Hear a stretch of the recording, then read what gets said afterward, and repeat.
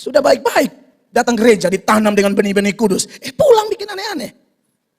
Yang masih ketemu cowok di kos. Berhenti. Dia mau toki-toki sampai dia garuk ke kucing, garuk pintu tetap tutup. Baru bukan cuma garuk, dia pakai suara. Meong, tutup. Kucing garong.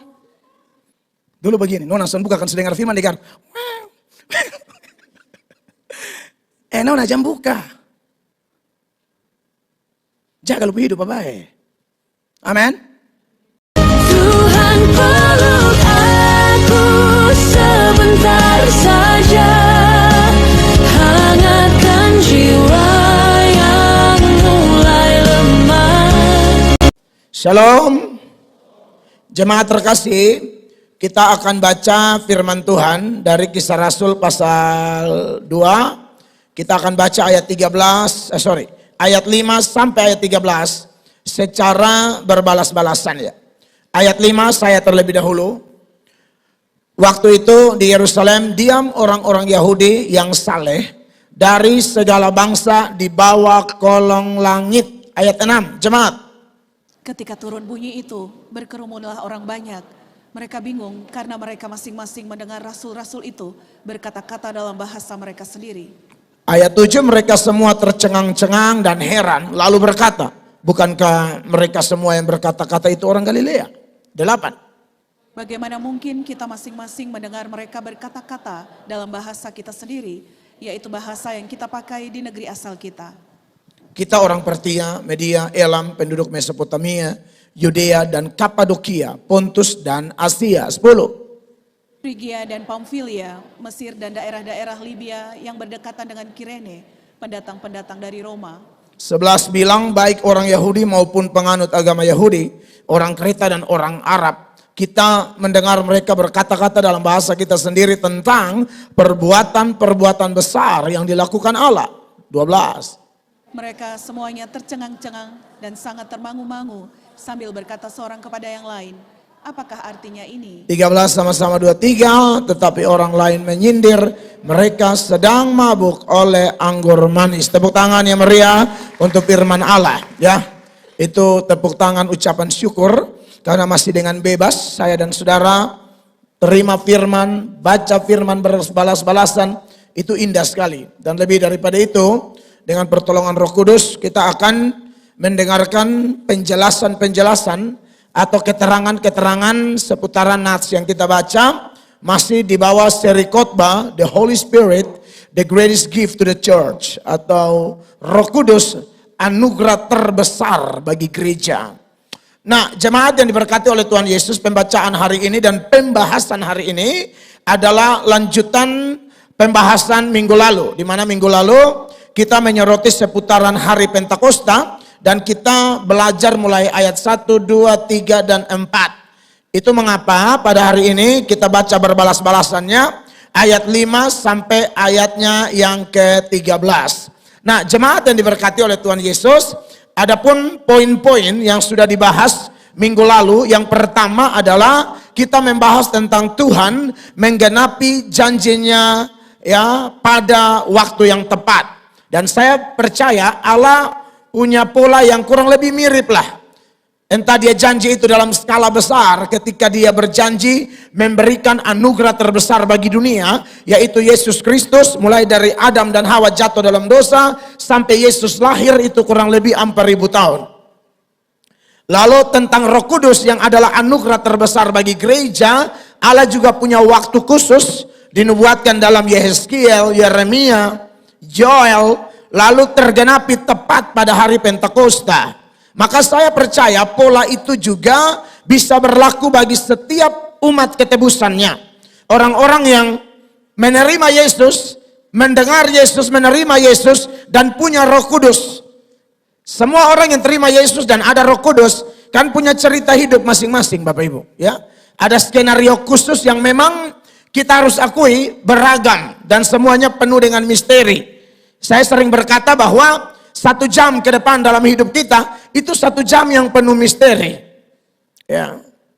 Banyak jemaat, orang percaya, kawan pelayanan yang lagi ibadah seperti ini, pulang buka handphone, nah dengar kabar kerabat, orang-orang yang dicintainya meninggal. Padahal tadi datang masih senyum. Tadi datang sehat, bercengkrama, ngobrol, iya kan? Pulang dengar kabar duka, telah berpulang, telah meninggal, rib dan lain sebagainya. Itulah hidup. Ibu Pendeta Yana misalnya di sini, dulu beliau punya papa tuh meninggal lagi khotbah di sekolah, di salah satu SD di Oeba kalau tidak salah ya. Karena almarhum Bapak Adu itu guru. Lagi khotbah tiba-tiba jatuh, tak meninggal langsung di situ. Hidup ini luar biasa penuh rahasia. Tetapi jaminan bagi orang percaya kalau yang meninggal begitu ya, kita sudah sepakat datanya jelas. Kematian adalah kehidupan. Mati itu hidup. Jadi Yesus berjanji melalui Rasul Paulus di dalam Roma 8 ayat 1 itu kan eksplisit ya. Dikatakan di sana demikian sekarang tidak ada penghukuman bagi mereka yang ada di dalam Kristus Yesus ya. Jadi kematian jasmani Allah tetap biarkan terjadi di hidup kita ya, kecuali kita mengalami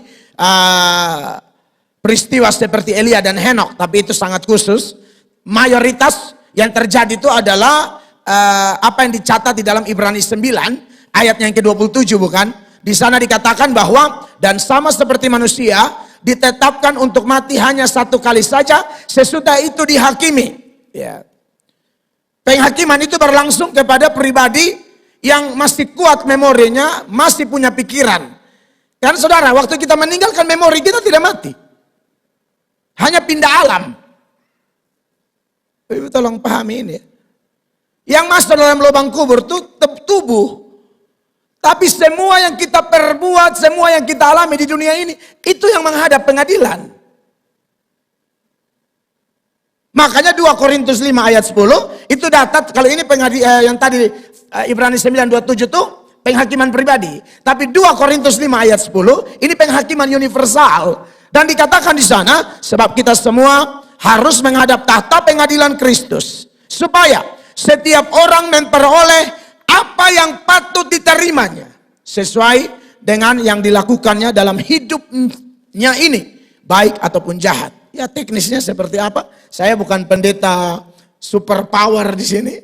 Saya bukan pendeta yang pernah punya pengalaman naik turun surga ya. Pendeta lain punya pengalaman itu. Bahkan mereka naik itu biasanya tiap Jumat. Iya. Belum pernah dengar? Ada. Ke Kamis begitu dia masih di Indonesia. Tapi Jumat, nah, biasanya Jumat subuh ya.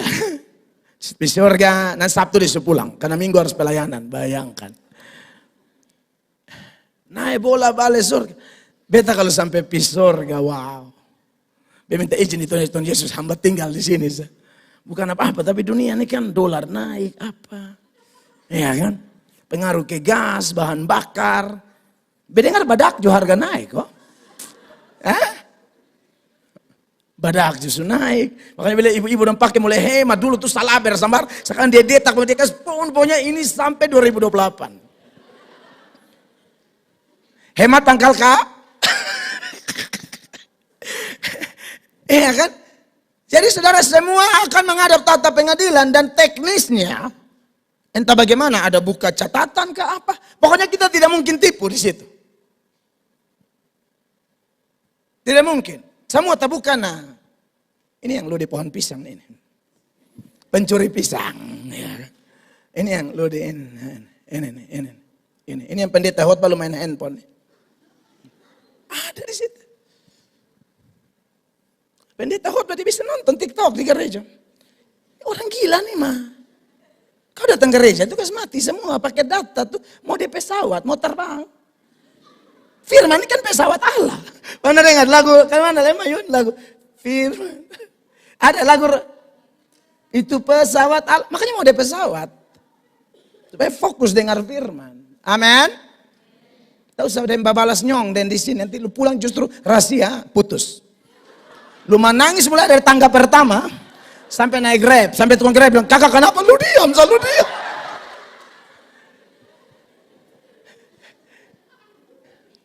Ini kakak Grab juga rasa bersalah ya. Kau naik dan naik sudah air mata sani. Potan tanya, lu diam kak, lu maju terus. Iya tapi sudah kita lolong. Hah? Lu belok. Makanya bertanya kak, kau terus jalan jauh. Kau terus jalan jauh nih, kakak menangis itu dari BTN. Hah? Di kuburan damai bertanya kakak suruh diam. Iya kan? Bebelok kau ini kakak bilang diam. Sekarang sudah lolong nih ke mana kak? Nah biar jadi dengan kak. Nah saudara lihat ini. Saudara ibadah sore ini paling enak su. 1, 2 boleh karena marah bersaudara ketawa enak kok. Nah. Jadi itu tanggung jawab semua. Tapi sudahlah kalau ketemu sudah Pak Yesus, dapat Roh Kudus, oh wow. Kita percaya bahwa janji-janji Tuhan itu indah, tepat pada waktunya, skenario Tuhan yang terbaik bagi kita. Amin. Memang ada tangisan, ada air mata, ada suka, ada duka, ada tekanan, ada gosip, ada omongan, ada sindiran orang di medsos, seperti yang saudara Bapak Gembala alami, ya kan? Sulia editan terbaru dari anak-anak setan. Sulia, beta minum pakai galon. Anda lihat ini. Penyembah setan kuburan dong. Beta minum pakai galon, bayangkan itu. Ya kan? Tapi ya ngeflow, mengalir. Dan tetap percaya Roma 8 ayat 28. Berbunyi apa? 1, 2, 3. Kita tahu sekarang bahwa Allah turut bekerja dalam segala sesuatu untuk apa? Mendatangkan kebaikan bagi mereka yang mengasihi Dia. Yaitu bagi mereka yang terpanggil sesuai dengan rencana Allah. Bahkan ada waktu di mana Allah yang hebat, Allah yang kita sembah, Allah yang sudah memilih kita. Sebelum dunia dijadikan demi kepentingannya itu, Allah itu sanggup mempertontonkan kepada kita, mempertontonkan kepada lawan-lawan kita, mempertontonkan kepada anak-anak setan itu, bahwa mereka boleh merancangkan kutuk, mereka boleh merancangkan malapetaka, tapi Allah yang kita sembah adalah Allah yang paling hebat, merubah kutuk jadi berkat. Merubah malapetaka jadi damai sejahtera. Merubah pintu-pintu tertutup. Mungkin ada 70, 80. Tapi jutaan pintu terbuka. Allah sanggup buka bagi kita. Yang setuju beri tepuk tangan yang meriah bagi Tuhan. Dan itu dikatakan Yusuf di Kejadian 50. Ayatnya yang ke-20, sama-sama baca. 1, 2, 3. Memang apa? Kamu telah mereka-rekakan yang jahat terhadap aku. Tetapi Allah telah mereka-rekakannya untuk apa? Kebaikan. Dengan maksud melakukan seperti yang terjadi sekarang ini. Yakni memelihara hidup suatu bangsa yang besar. Kamu mereka-reka yang jahat, kamu skenariokan yang jahat, tapi Allahku merubah keadaan, membalik keadaan. Orangku bilang balik gagang. Sampai kita bingung, loh bisa kita rancang supaya dia hancur, kita rancang supaya dia stagnan, kita rancang supaya dia putus asa, kita rancang supaya dia give up, kita rancang supaya dia jangan lagi bicara atas nama Tuhan. Malah Tuhan tambah bakar, Tuhan tambah ya melakukan pekerjaan yang dahsyat dalam diri orang-orang pilihan Allah, sehingga ada kobaran Pentakosta, ada kobaran Roh Kudus untuk orang tetap bicara atas nama Allah. Amin. Makanya poin kedua yang kita bahas minggu lalu, yaitu apa sih tujuan utama penggenapan janji Tuhan dalam konteks kaitan dengan tema besar kita spesial Hari Pentakosta, dan kita masih sambung di minggu ini. Janji Tuhan dalam kaitan dengan hari itu adalah, saya sudah tekankan, yaitu tentang pemberitaan Injil. Kalaupun ada karunia seperti bahasa roh, karunia hikmat, atau karunia-karunia lain yang dikerjakan oleh Roh Kudus, yang minggu lalu saya sempat jelaskan kepada jemaat, itu pun demi kepentingan pemberitaan Injil. Amin. Tapi ingat, semua orang Kristen yang melihat Roh Kudus adalah anugerah terbesar bagi gereja, selalu melihat bahwa perlu ada keseimbangan, ya, antara karunia roh dan buah roh. Bahkan boleh dikatakan buah roh harus lebih menonjol. Ada hamba Tuhan yang menggambarkan, kalau ibarat pohon, karunia itu daunnya, sedangkan yang dinikmati buahnya. Ya, sama ke pohon durian misalnya, yang kita nikmati buahnya. Oke lah, daunnya boleh lebat, tapi buahnya yang paling penting. Nah, jemaat yang diberkati oleh Tuhan Yesus, hari ini kita akan masuk ke poin ketiga, di mana saudara-saudara, Saya menulis poinnya di sini adalah beberapa tambahan yang sangat penting dikaitkan dengan pemberitaan Injil. Nah, makanya kenapa kita baca ayat 5 sampai ayat 13. Beberapa tambahan tersebut, saudara-saudara, saya akan bagikan kepada jemaat dari poin 3. Ini ada poin-poin kecilnya. Di poin 3A-nya itu, saudara-saudara, kita akan menyoroti tentang pemberitaan Injil itu berlangsung untuk kemuliaan Tuhan, bukan untuk kemuliaan diri.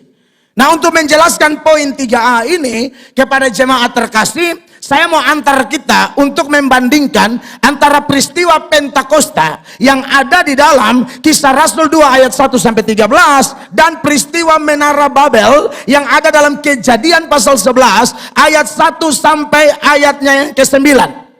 Kita tahu latar belakang banyaknya bahasa itu gara-gara apa? Di Kejadian pasal 11 ayat 8 dan ayat 9 dikatakan demikian, saudara-saudara. Perhatikan, saya baca buat Anda.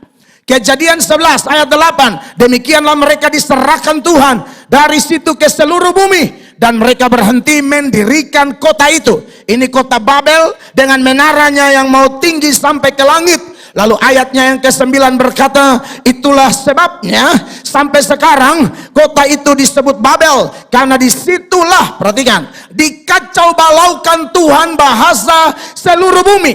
Dan dari situlah mereka diserahkan Tuhan ke seluruh bumi.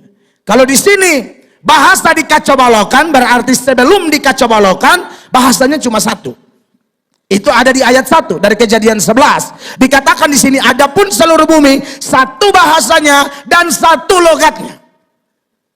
Apakah logat sabu? Saya tidak tahu. Dan sabunya pun ada macam-macam nih. Ada liai, ada mehara. Ada juga sabu timur dan sabu seba. Saya tidak tahu yang mana. Atau ada juga bilang kemungkinan memang bahasa Ibrani. Ya, kemungkinan bahasa Ibrani. Pokoknya bahasa-bahasa Timur Tengah lah. Ya, sekitar-sekitar situlah. Ya.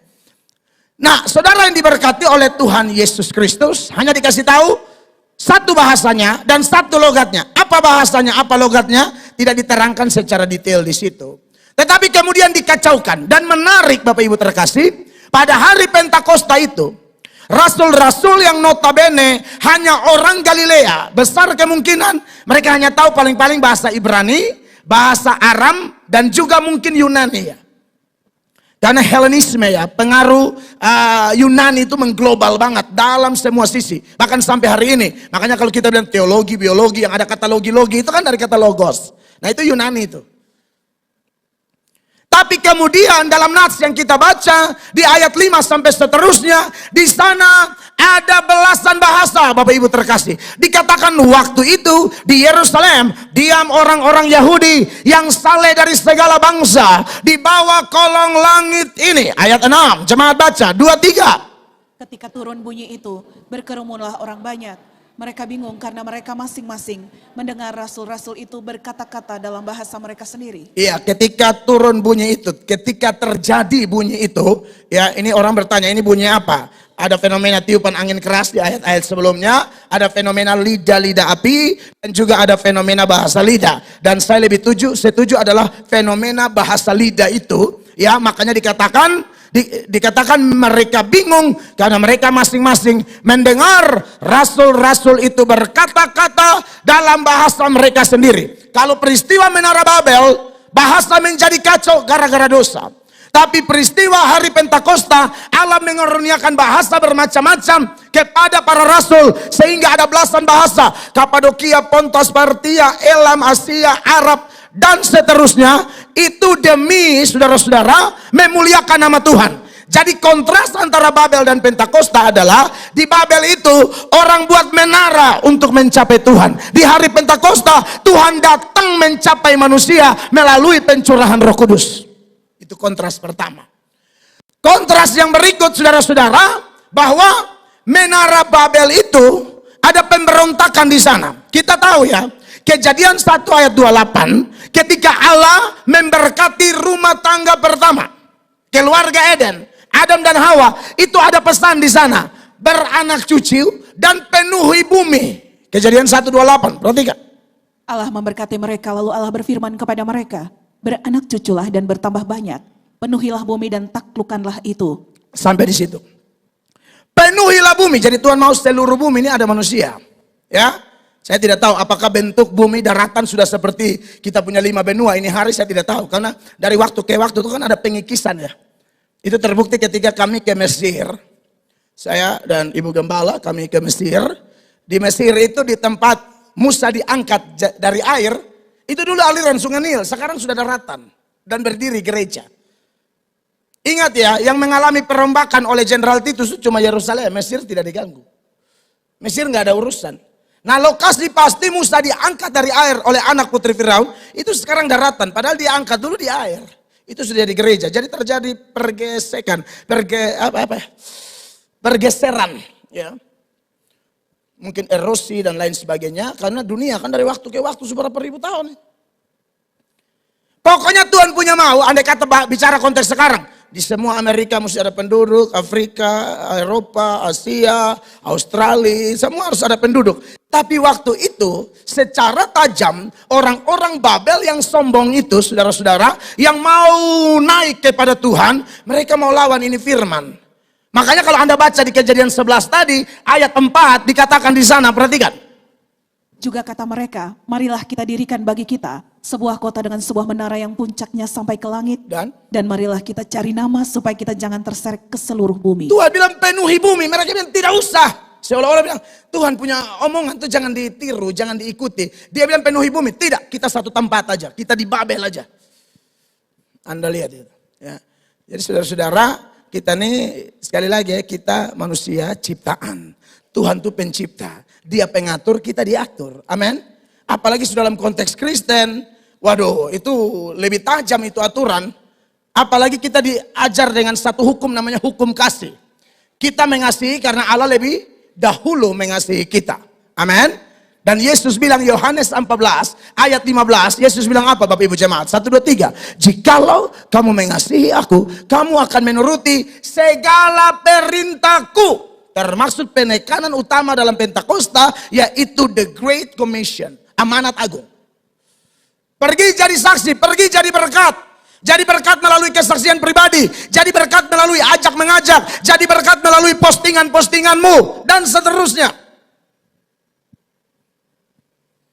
Harus melakukan segala perintahku. Menuruti segala perintahku. Nah, waktu itu mereka melawan perintah Tuhan. Penuhi bumi. Mereka bilang, tidak usah. Kita di sini saja, tidak usah penuhi bumi. Di satu lokasi saja. Tuhan tidak mau. Makanya menarik pada hari Pentakosta. Dikatakan orang dari segala bangsa ada di Yerusalem. Di momen inilah Tuhan menghancurkan batasan bahasa. Bahasa bukan lagi penghalang untuk orang mendengar Injil. Kalau cuma satu bahasa seperti peristiwa Babel, maka Injil hanya dimonopoli oleh suku, bangsa, dan bahasa tertentu. Mungkin Yahudi saja. Tapi Allah tidak mau. Dengan adanya bahasa-bahasa asing itu memberi isyarat bahwa pintu anugerah terbuka bagi bangsa-bangsa non-Islam. Makanya saya mendarat di sekitar Nusa Tenggara Barat tuh. Waduh. Dari pesawat hanya lihat masjid, masjid, masjid, masjid, masjid, masjid, masjid. NTB. Mataram atau Lombok yang disebut dengan negeri 1000 masjid. Tapi kalau Anda mendarat di Kupang, gereja, gereja, gereja, NTT, gereja, gereja, gereja. Maka NTT negeri 1 juta gereja. Beri tepuk tangan ya Maria begitu. Oh kita bersyukur. Makanya yang sedang kita suarakan hari-hari ini, kalau gereja di mana-mana, tolong lahir baru. Tolong bertobat.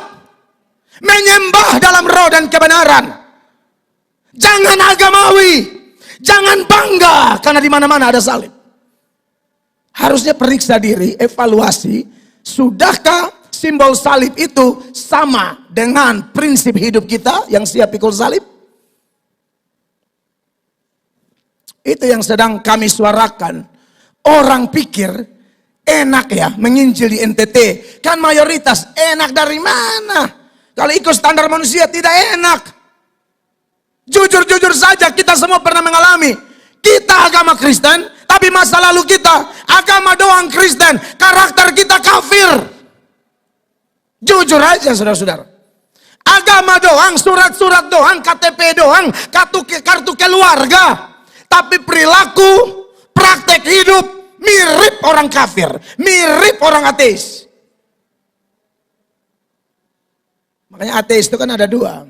Ada ateis teori, ada ateis praktis.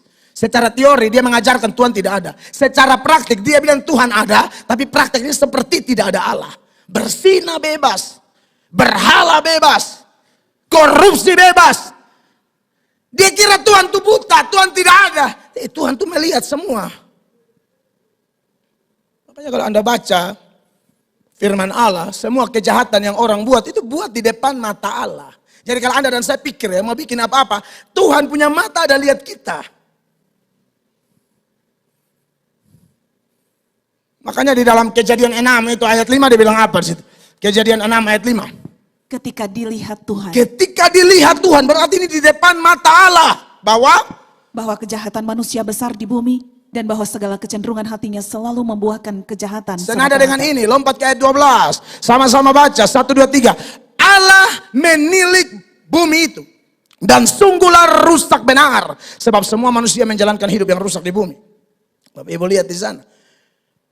Jadi orang pikir, oh sudah di Kupang, di NTT, jadi pasti lebih nyaman. Oh, kata siapa? Oh, kalau di Amerika, mayoritas Kristen jadi pasti lebih nyaman. Eropa, mayoritas Kristen jadi sudah lebih nyaman. Kata siapa? Kita saudara-saudara yang sudah jadi warga negara asing, yang di Amerika, di Australia, yang mereka punya duit lebih, mereka terbeban undang hamba-hamba Tuhan dari Indonesia. Karena apa? Di sana mereka takut anak-anaknya terbabit, terbawa arus dengan kebejatan moral yang begitu ngeri di Eropa maupun di Amerika. Jadi justru kita yang kantong Kristen itu lebih waspada. Karena orang yang belum percaya Yesus, belum ada salib, setan tidak terlalu repot. Tapi kalau yang ada salib, yang ada ibadah, yang hari Minggu kotanya sunyi karena orang ke gereja, itu yang setan serang. Kalian tidak kenal Yesus, setan bilang, itu keluarga, kawan, sepupu, teo kandung itu. Dia tidak urusan. Makanya jemaat yang dikasihi oleh Tuhan Yesus Kristus. Orang-orang di Babel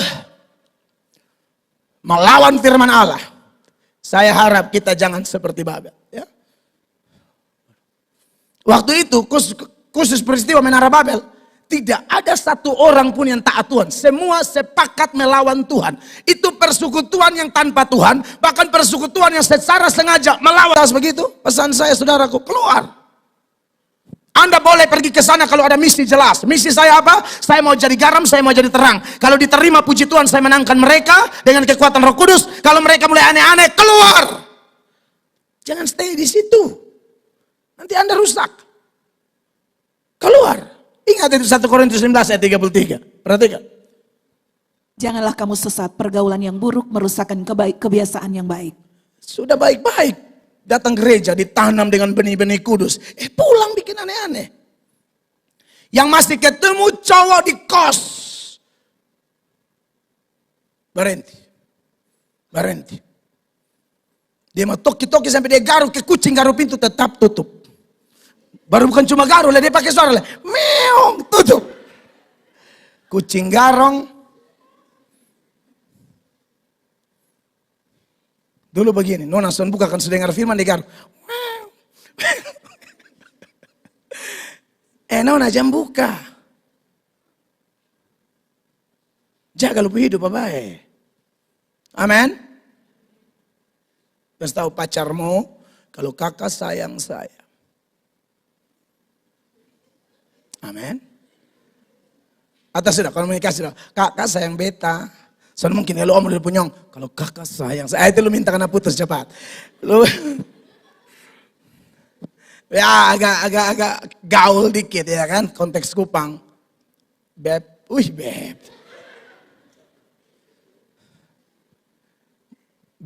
Beb, sayang beta kok. Ada yang lebih, aneh ini anak-anak pacaran. Lu bisa panggil sayang tuh kalau panggil nyong dengan kata-kata yang sana pas, itu justru cinta. Nyet, monyet. Jadi dia punyong tuh dipanggil nyet. Bepu monyet datang, bepu monyet. Saudara. Beta, lu punyong lu mati dari beta. Kok tuh susimprot minyak wangi, sulebe dari kurang di odok lonye sa. Berlupang hibib monyet datang, ya. Pangennya nyong nyet. Riksan, lu pacaran jangan pangen nyet ya. Tahu saya ikut-ikut, itu sesat. Nah, saudara, janganlah kamu sesat, pergaulan yang buruk merusakkan kebiasaan yang baik. Jadi tahan diri orang-orang muda, lalu omong di lu punya, kalau kakak sayang beta, kakak tolong jaga beta, kakak antar beta di altar gereja. Amin. Masuk dari sana. Beta sudah jubah hitam. Oh iya kan pemberkatan. Datang bermusik boleh bunyi. Tere tere. Tere tere. Sampai sini berkata hormat God. Yes. Upacara 17 Agustus.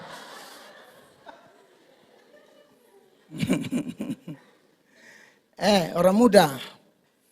Babel melawan Tuhan. Tapi di Pentakosta ada orang-orang yang taat. Kita sudah belajar latar belakang hari Pentakosta, itu memang perintah. Harus kumpul di Yerusalem untuk hari hulu hasil itu. Di Babel orang berkumpul melawan Allah. Berkumpul untuk mau naik ke Allah. Di Pentakosta orang-orang cinta Tuhan berkumpul dan Tuhan turun. Amin. Dan yang lebih penting saudara-saudara, di Babel itu mereka berkumpul untuk cari nama. Memuliakan diri. Makanya di dalam Kejadian 11 ayat 4 tadi diingatkan lagi di sana juga kata mereka, marilah kita dirikan bagi kita sebuah kota dengan sebuah menara yang puncaknya sampai ke langit. Perhatikan, dan marilah kita cari nama.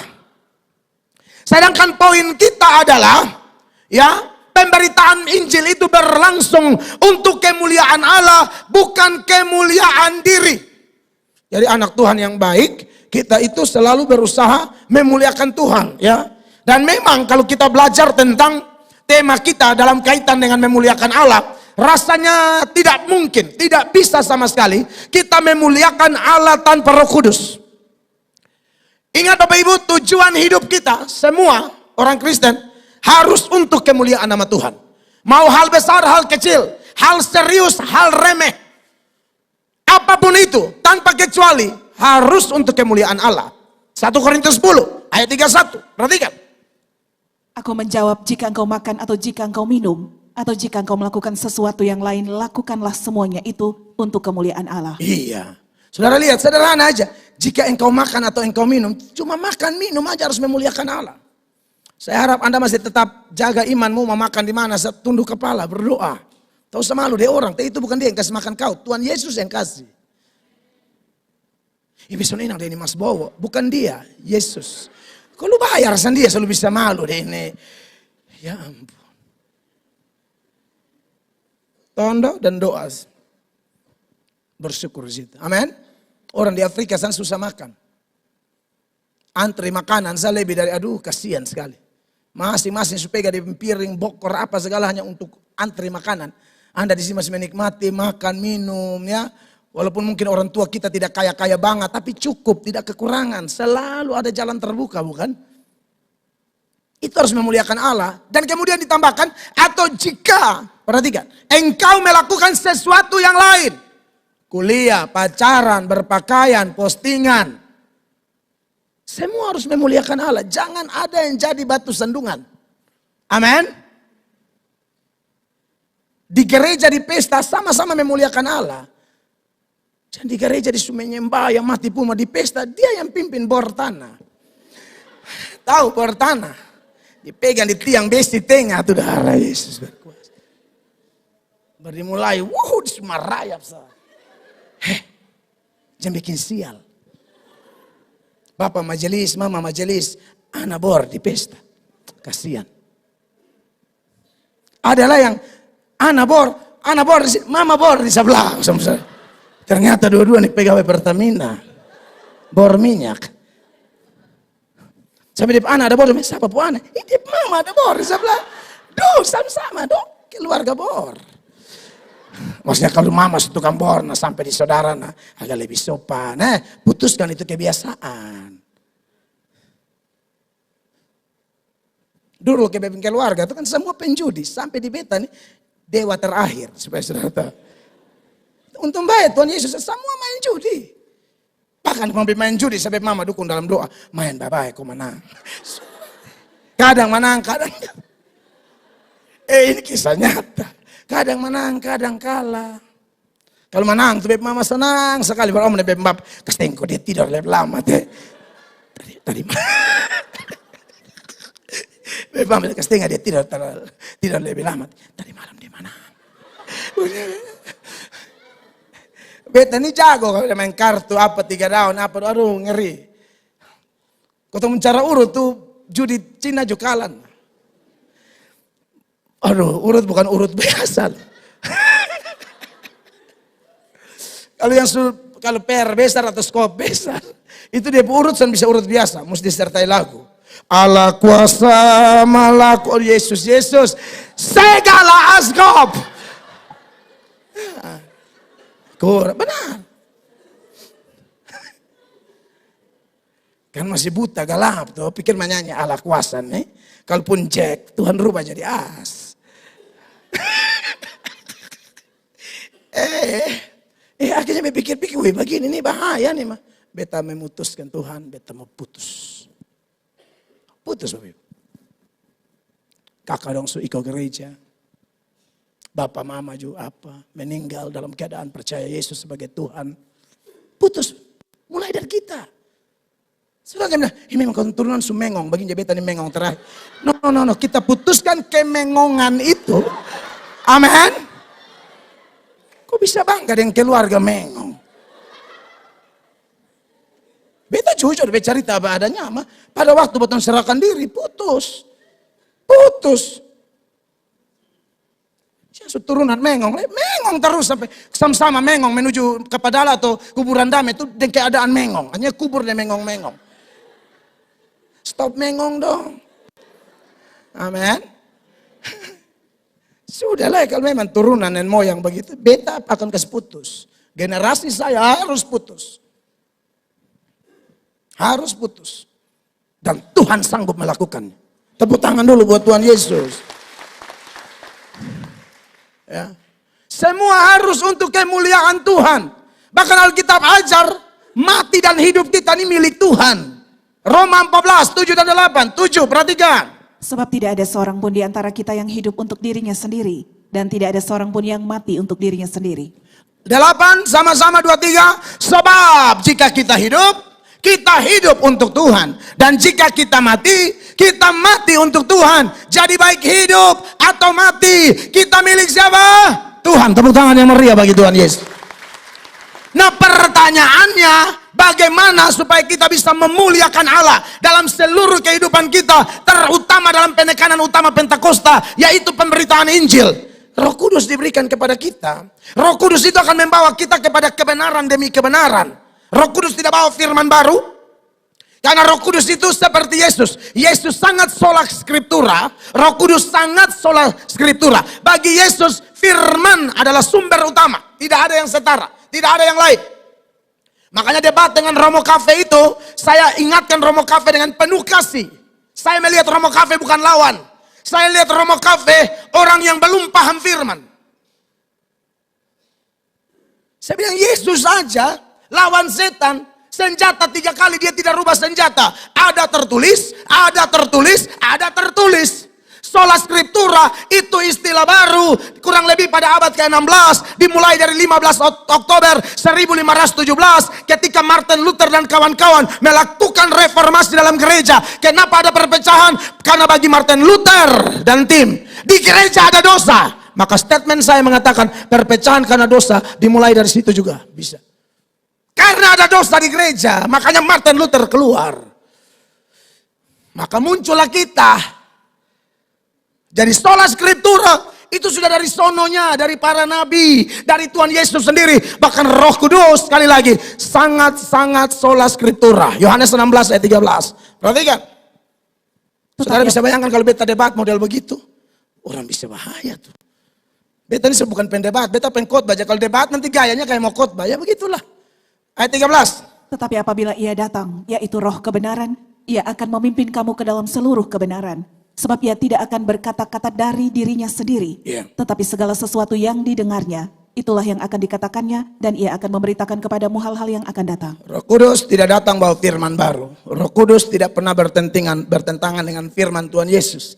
Makanya saya pernah contohkan kan, jemaat, orang-orang yang secara ngaur, buta, gelap, mengatasnamakan Allah. Oh, kami dapat dengar suara Roh Kudus bilang Yesus akan datang tanggal sekian, ya, bulan sekian. Padahal Yesus sendiri bilang dalam Matius 24 ayat 36, tentang hari dan saat itu tidak ada seorang pun yang tahu. Malaikat tidak tahu, anak tidak tahu, cuma Bapa yang tahu. Roh Kudus tidak mungkin bertentangan dengan ini ayat.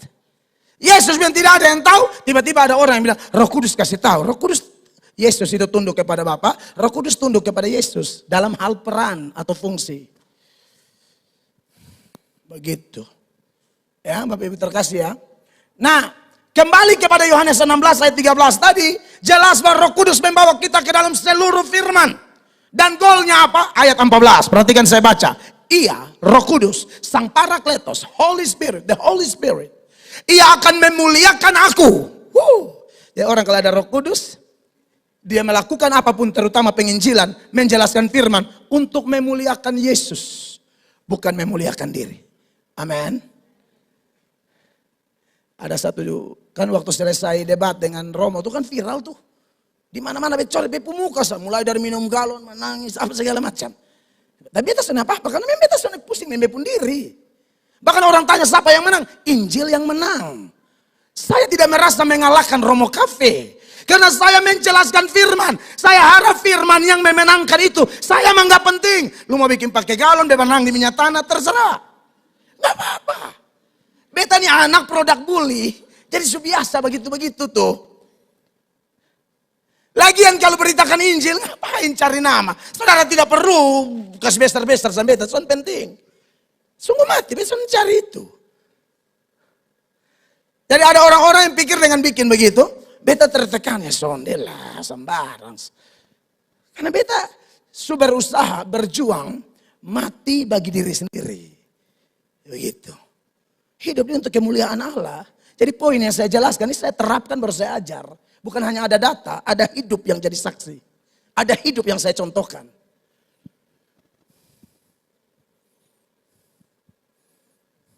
Ada juga yang maki-maki saya, mungkin bagaimana lagi. Ada lagi yang bilang, melatok otak kosong. Anda bisa bayang, dompet otak ini kosong. Anda lihat. Yang omong otak itu yang penuh. Penuh dengan setan.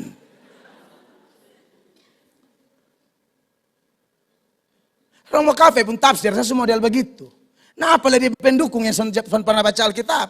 Pasti lebih ancur. Makanya beta punya pernyataan kasih keluar ayat-ayat itu mau tolong saja. That's it. Tidak bilang, oh saya harus memenangkan. Oh memenangkan apa, gak penting.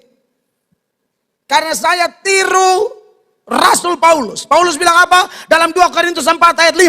1, 2, 3. Sebab bukan diri kami yang kami beritakan, tetapi Yesus Kristus sebagai Tuhan. Dan diri kami sebagai hamba-Mu. Itu pun karena kehendak Yesus. Tidak mungkin kami jadi hamba Yesus kalau Yesus tidak pilih kami.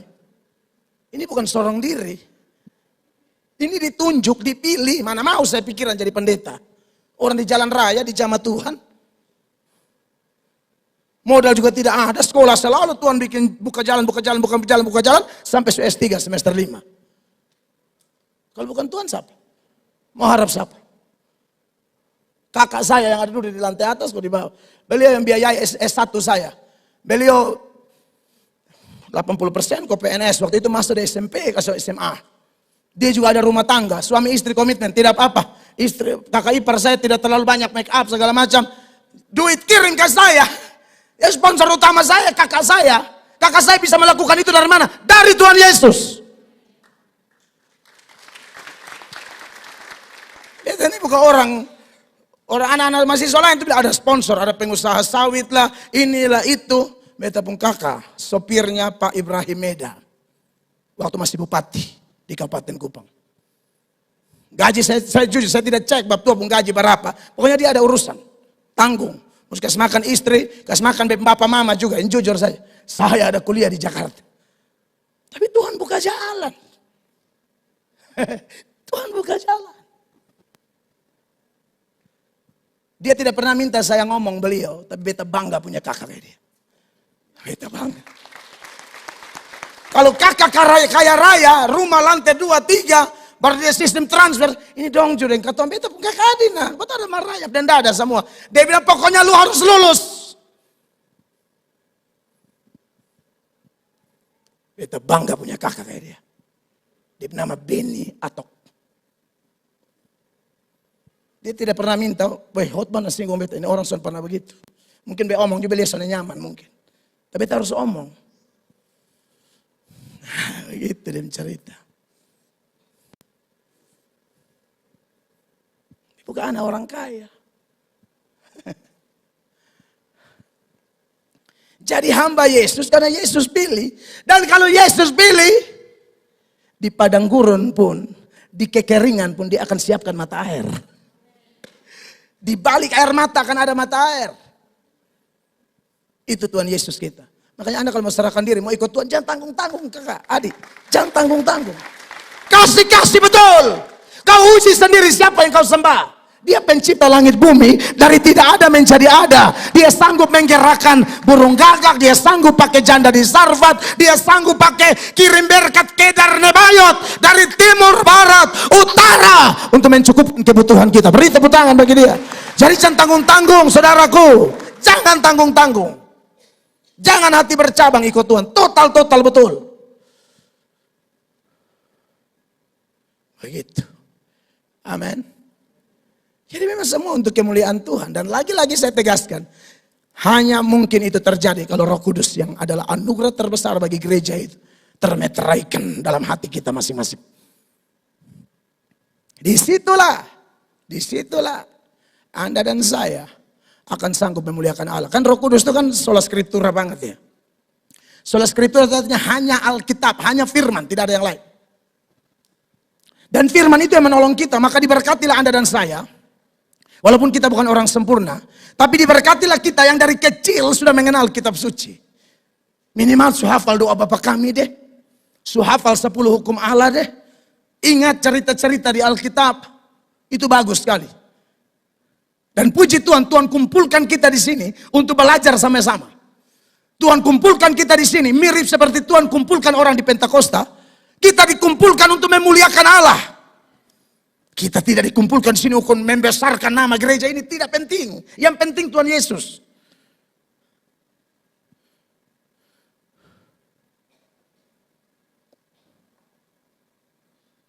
Makanya tuh Paulus bilang sama Timotius begini, 2 Timotius 3 ayat 16, perhatikan. 15 dulu. Ingatlah juga bahwa dari kecil engkau sudah mengenal kitab suci yang dapat memberi hikmat kepadamu dan menuntun engkau kepada keselamatan oleh iman kepada Kristus Yesus. Iya, saudara kita ini orang kotor, pikiran juga kotor. Tapi dengan dekat dengan kitab suci, pikiran kotor dibersihkan, diganti dengan hikmat. Anda lihat itu? Ingatlah juga bahwa dari kecil engkau sudah mengenal kitab suci yang dapat memberi hikmat. Anda banyak belajar Alkitab.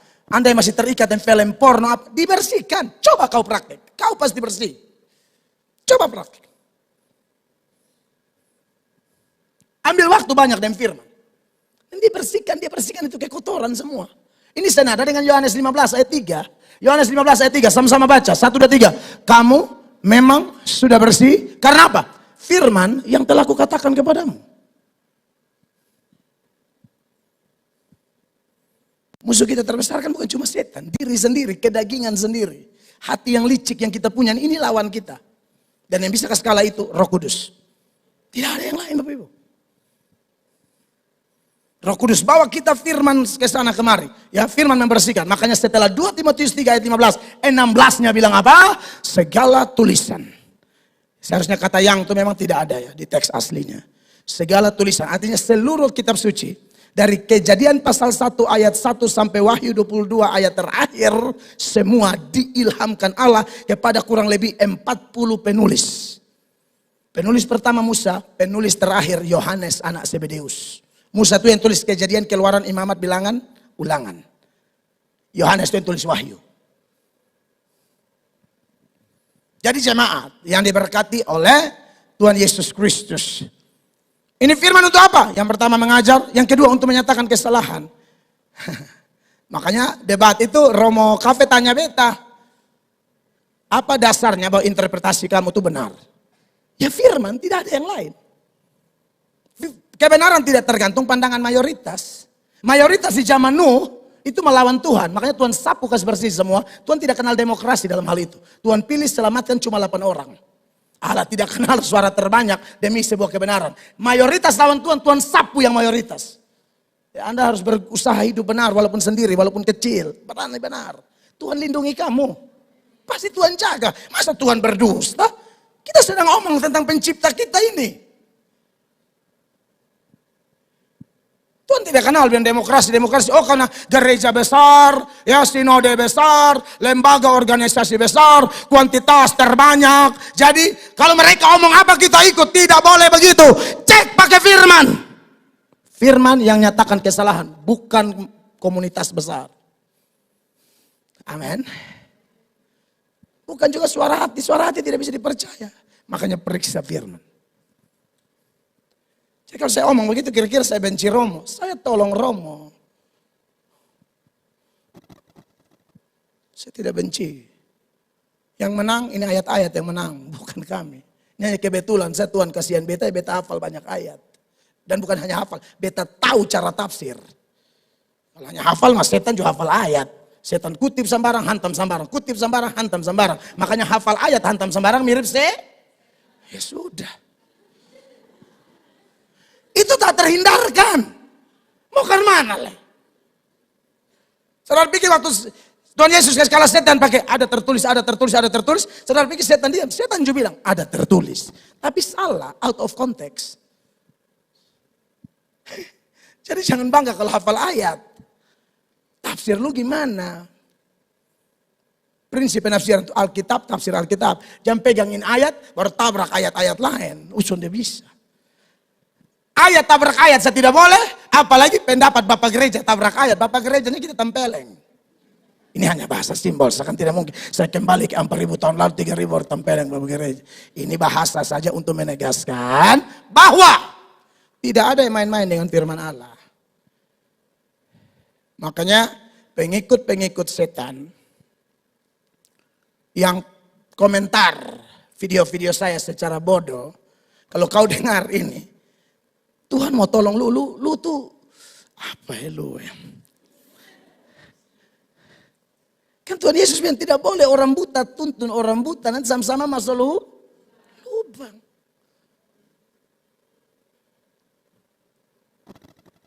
Dia sana belajar firman, dia edit beta minum pakai galon. Bergalon tapi bukan galon, dalam itu galon tuh ada salang yang sambung bibit mulu. Anda lihat, baru tidur sama kayak ada infus begitu. Anda lihat, inilah kalau orang buta firman. Dia tahu memiliki apa? Serang pribadi. Sedangkan beta susah butuh dengan anggapan pribadi. Karena bagi beta, belajar dari Elias di saat rasa sendiri, Tuhan yang tenang Elia. Beta ada kasih tinggal lu 7.000 orang. Tenang. Makanya ya, kita berprinsip. Kalau kita biasa memuliakan Tuhan, ya Tuhan bisa saja Tuhan angkat kita. Amin. Tuhan pun cara hargai kita, ini kan suka-suka dia.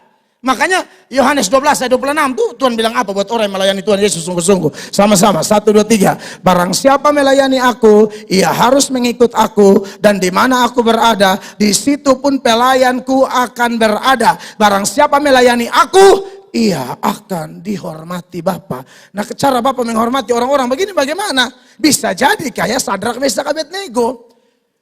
Yang semua orang sujud menyembah patung Nebukadnezar, mereka tidak mau. Akhirnya apa? Tuhan angkat mereka tuh. Di Daniel pasal 3, mulai ayat 28. Nebukadnezar yang begitu ganas saja kaget dengan pembelaan Tuhan kepada anak-anak Tuhan yang setia dan taat kepadanya. Coba baca 28. Berkatalah Nebukadnezar, terpujilah Allahnya Sadrak, Mesak, dan Abednego. Keren. Ia telah mengutus malaikatnya dan melepaskan hamba-hambanya yang telah menaruh percaya kepadanya dan melanggar titah raja dan yang menyerahkan tubuh mereka karena mereka tidak mau memuja dan menyembah Allah manapun kecuali Allah mereka. Ini prinsip. Nebukadnezar yang paksa, pokoknya jangan menyembah Allah, sembah patung. SMA, Sadrak, Mesak, Abednego. Tetap pada pendirian mereka. Tetap sola scriptura. Saya anggap sola scriptura. Kenapa? Karena mereka tahu ada 10 hukum Allah. Hukum pertama, jangan ada padamu Allah lain. Hukum kedua, jangan buat patung untuk disembah. Nebukadnezar sedang paksa sembah patung. Mereka tidak mau. Anak muda, kalau kau dan saya dipimpin Roh Kudus, Allah bisa kasih kita kemampuan ini. Kalau dari kita tidak mampu. Api lilin, saya lupa teriak satu RT dengar kok. Api lilin, api kompor. Apalagi api perapian yang dipanaskan 7 kali lipat. Orang merdeka sesu angus. Dan 2 masuk, dan 3 masuk. Jalan enak-enak, bulu tangan 1 bisa bakar. Di batas akhir kekuatan kita, Allah datang dengan kuasanya. Allah datang dengan kasih. Maju saja. Jangan pernah rasa diri mampu. Yakinlah bahwa Tuhan mampu. 29 jemaat baca, 2, 3, keras. Sebab itu aku akan mengeluarkan perintah bahwa setiap orang dari bangsa, suku bangsa atau bahasa manapun ia yang mengucapkan penghinaan terhadap Allahnya Sadrak, Mesak dan Abednego akan dipenggal-penggal dan rumahnya akan dirobohkan menjadi timbunan puing karena tidak ada Allah lain yang dapat melepaskan secara demikian. Kadang-kadang Allah bisa melakukan ini, merubah musuh jadi teman. Bisa. Merubah musuh jadi teman. Alkitab dalam Amsal 16 ayat 7 kalau saya salah. Coba sama-sama baca 1, 2, 3. Jikalau Tuhan berkenan kepada jalan seseorang, maka musuh orang itu pun didamaikan dengan dia. Nebukadnezar awal bilang bakar. Sekarang Nebukadnezar bilang jangan coba-coba raba mereka. Amin. Lalu Daniel 3 ayat 30 yang beta suka sekali. Beta sering kalau omong ini beta bergairah sekali. Kenapa? Ini orang-orang akibat lawan arus dapat jabatan. Bukan penjilat. Kau yang dapat jabatan penjilat, kamu harus menangisi dirimu. Kau ada di jalur celaka tuh. Dengar omongan saya. Kau ada di jalur celaka, kau penjilat makanya dapat duit banyak. Kau akan habis suatu saat kalau kau tidak bertobat. Tanda saya punya mulut. Tapi teladani ini nih. Perhatikan. Lalu raja memberikan kedudukan tinggi kepada Sadrak, Mesak dan Abednego di wilayah Babel. Coba anda nih. Munafik dan sendapa semua. Sujud, cium patung, cium tanah. Intiga yang melawan, dapat. Kalau mereka melawan Nebukadnezar, kenapa mereka lawan Nebukadnezar? Karena Nebukadnezar melawan Tuhan Allah. Mereka ini taat Tuhan Allah, lawan Nebukadnezar.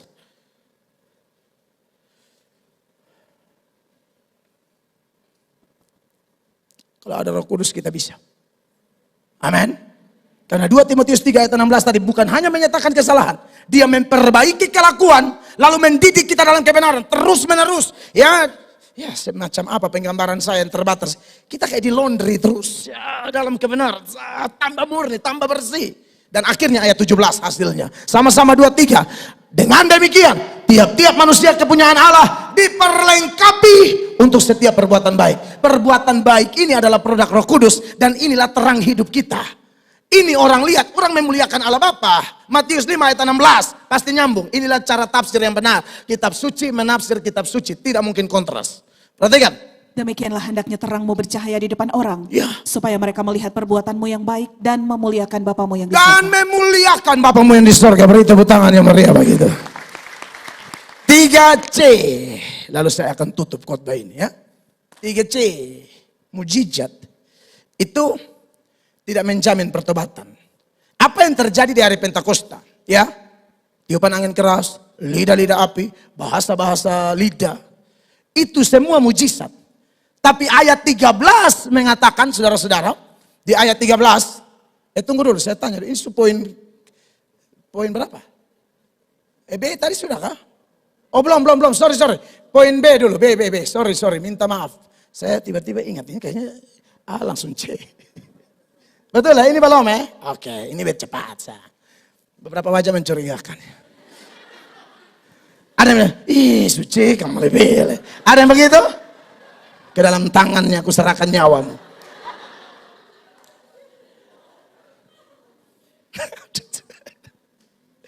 Saudara, pemberitaan Injil akan menimbulkan kekaguman dan penolakan.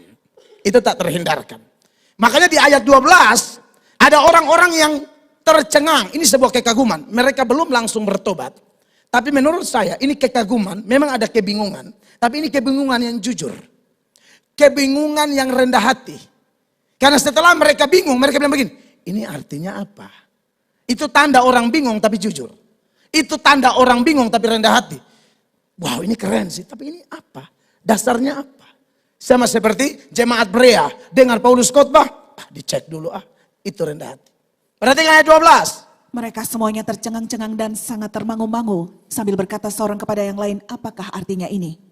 Tapi dari kerendahan hati modal begini nih, teolog-teolog seperti Henry dan juga Calvin mengatakan dari bertanya tentang apa artinya ini, akhirnya berlanjut terus karena besar kemungkinan dalam cerita ini masih kelompok yang sama, ya. Ada kelompok yang menolak, tapi ada kelompok yang bingung, tapi terus mencari tahu. Seperti sida-sida di Ethiopia, sida-sida dari Ethiopia yang bertanya kepada Filipus dalam kisah 8. Lalu Filipus menjelaskan kebenaran kepada dia dan akhirnya dia beri diri dibaptis. Boleh bingung tapi rendah hati. Jangan sudah bingung tapi sok tahu. Boleh bingung tapi jujur. Saya tidak ngerti. Bolehkah Bapak beri penjelasan? Keren. Maka Petrus bangun dan berkhotbah kan. Di situ mereka mengerti. Maka ayat 37-nya. Calvin, Henry, John Stott mengatakan ini adalah mayoritas orang-orang yang sama. Mereka tanya bilang begini di ayat 37. 37 dari kisah 2. Ketika mereka mendengar hal itu, hati mereka sangat terharu. Lalu mereka bertanya kepada Petrus dan rasul-rasul yang lain, apakah yang harus kami perbuat saudara-saudara? Maka saya buat tabel perbandingan berikut ini ya. Saudara perhatikan tabel perbandingannya. Di kisah 2 ayat 12 itu, karena lihat itu mujizat bahasa roh dan lain sebagainya. Ya, kondisi batin mereka apa? Pikiran doang tergoncang. Tapi di kisah 2 ayat 37, hati mereka tertusuk. Kalau bicara dari fokus, di kisah 2 ayat 12, mereka hanya fokus pada peristiwa Pentakosta. Tapi di kisah 2:37 fokus pada keselamatan pribadi. Bicara tentang respons mereka, di kisah 2:12 heran terhadap mujizat. Tapi di kisah 2:37 sadar akan dosa. Kisah 2 ayat 12 mereka tanya, apa artinya ini? Di kisah 2:37 mereka bertanya, apa yang harus kami perbuat? Di kisah 2 ayat 12 cuma kekaguman intelektual karena wow terjadi mujizat. Tetapi penekanan di kisah 2:37 adalah pertobatan rohani. Jadi banyak di antara kita kan yang, aduh saya mau pergi siapa tahu dapat jawabannya. Pas dikasih jelaskan. Biasa Tuhan pakai cara begini antara orang kepada pertobatan. Tuhan pakai cara ini antara orang kepada pertobatan. Dia bingung, dia bertanya-tanya tentang sesuatu dan dia rendah hati, dia jujur, dia cari, dia dapat. Makanya Yesus bilang apa? Carilah, maka kamu dapat. Ketuk, nanti pintu saya buka buat kau. Ada akses untuk itu. Amin, jemaat. Jadi berkatilah Anda yang betul mau belajar firman. Anda pasti ketemu karena Roh Kudus akan bukakan. Tapi di sisi lain ada para pengejek. Tapi saudara tidak semua ejekan itu salah ya. Kadang-kadang ada hamba Tuhan ejek orang, tapi ejeknya ejek benar. Pernah tahu? Nabi Elia, dia ejek 450 Nabi Baal. Itu ada di 1 Raja-Raja 18 ayat 27. Perhatikan Nabi Elia punya ejekan. 1 Raja-Raja 18, 27. Pada waktu tengah hari Elia mulai mengejek mereka, katanya, pagilah lebih keras, bukankah dia Allah? Mungkin ia merenung, mungkin ada urusannya, mungkin ia bepergian, barangkali ia tidur dan belum terjaga. Banyak orang protes debat itu saya terlalu banyak ketawa. Karena saya lucu memang. Kok bisa tafsir begini? Dari awal saya sudah bilang, Roma pun tafsir ini berat. Jadi kalau Roma mau debat, saran saya belajar dulu. Saya omong dengan kasih, bukan mau sok-sok tahu. Bisa nonton Roma debat yang Eben Plaimona. Wih, bab tua deh, tafsir kemanan. Baru bab tua bilang, Mel Atok ada, sini dulu.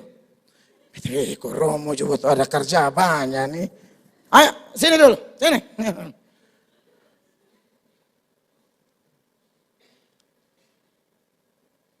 Bagian ketumu, buat tanya Romo bilang, saya tidak mau jawab. Nah itu, beta kan son cari hal. Beta ini kan ada duduk bermain dan tuve. Saya pun anak yang bungsu. Romo pilih live, diam-diam. Ada Mel Atok di sini. Sini. Mel Atok, kau sini dulu kah? Wih, abang. Sadis, abang juga. Karena abang juga cek ombak, salah ombak. Beta ini belu rote, jadi ada rotenya, ada kayak spirit puku afunya. Cek buku afu le. Sudah. Tapi tetap pengikut setan berkomentar. Mel Atok otak kosong. Tuhan ampunilah. Saudara yang diberkati Tuhan, ini ejekan. Ini ejekan senada dengan ejekan di Mazmur 115 mulai 4. Ini ejekan tentang berhala patung. Bacanya ayat. Berhala-berhala mereka adalah perak dan emas buatan tangan manusia. 5 jemaat, keras jemaat, ketemu ejek nih. 2, 3. tetapi tidak dapat berkata-kata, mempunyai mata tetapi tidak dapat melihat. 6, 2, 3, mempunyai telinga tapi tidak dapat mendengar. Mempunyai hidung tetapi tidak dapat mencium. 7, 2, 3, mempunyai tangan tetapi tidak dapat meraba-raba. Mempunyai kaki tetapi tidak dapat berjalan. Dan tidak dapat memberi suara dengan kerongkongannya. 8-nya paling parah. 2, 3, seperti itulah jadinya apa? Orang-orang yang membuatnya dan semua orang yang percaya kepadanya. Andi ada otak, masa makin ada otak? Begitu. Ini ejekan. Tapi saudara-saudara, ejekan yang begini, ini beda. Beda dengan orang mengejek karena memang tidak ada firman, tidak ada Roh Kudus. Itu bahaya sekali. Makanya di ayat 13 ketika melihat fenomena Pentakosta dari Kisah 2 ayat 13 mereka bilang begini, tetapi orang lain menyindir, ini ejekan. Mereka sedang mabuk oleh anggur manis. Dan biasanya orang begini memang mengejek karena tanpa Roh Kudus. Itu sama kayak Paulus bilang, ada 2 kelompok orang respon Injil. Yang satu bilang ini kekuatan Allah, yang satu bilang kebodohan. 1 Korintus 1:18. Perhatikan. Sebab pemberitaan tentang salib memang adalah kebodohan bagi mereka yang akan binasa, tetapi bagi kita yang diselamatkan pemberitaan itu adalah kekuatan Allah. 2 respon berbeda. Sekarang kita selidiki, kenapa mereka bilang pemberitaan Injil itu bodoh?